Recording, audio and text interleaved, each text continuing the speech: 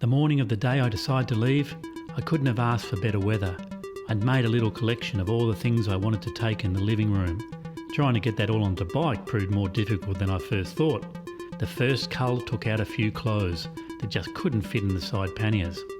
As I hope to do video production as I travel around, a lot of my luggage space is taken up by various microphones, stabilisers, cables and chargers. Maybe overkill, but it is important for me to get work on the road. This will probably be one of the biggest deciders of my verdict on the lucky country. Can a smelly, travelling bikie pull in off the road and find work? With everything finally loaded onto my trusty mule, I headed off late afternoon. Said goodbye to Dad and gave him a hug instead of the usual formal handshake. I did one last lap of the main street and hit the open road.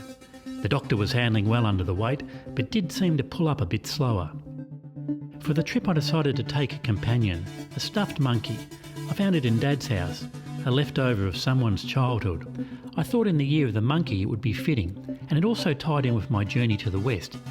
Tripitaka was the name of a monk in a Chinese book of the same name, so likewise, my furry little companion shall be named Tripitaka.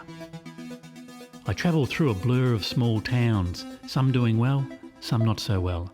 You know there is not much money around when the basic home repairs stay undone.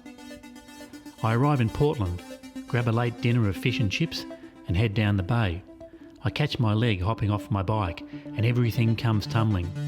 Luckily a local guy is on hand to help me lift the beast. Did I really need that spare sprocket, rear tube and extra sound gear? I'm already making a list of things to be culled. This bloody hydration pack is first on the list. Can't use it while I'm riding and it makes my back sweat. I mean, what's wrong with pulling over to the side of the road to have a drink? It's like a symbol of the modern age. Don't stop, keep rolling.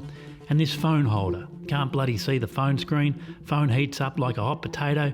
I had too long to prepare, that's the problem. Sometimes there is wisdom in just setting off and getting what is needed along the way. I find the perfect campsite out near the lighthouse. Couldn't ask for a better night. I was concerned my sleeping bag would be too cold given a recent outing in a woolshed. But no problems tonight. The sound of wind turbines keeping me aware I'm not completely free of civilization. It's funny when you camp out, you lie in your tent, listening to the rustle of movement outside, guessing the animals. Ah, that sounds like a fox. And that's got to be a wallaby. Isn't it funny that in the Australian bush, which is supposed to be so deadly, the only sound you don't want to hear while lying in your tent is the sound of another human's footsteps?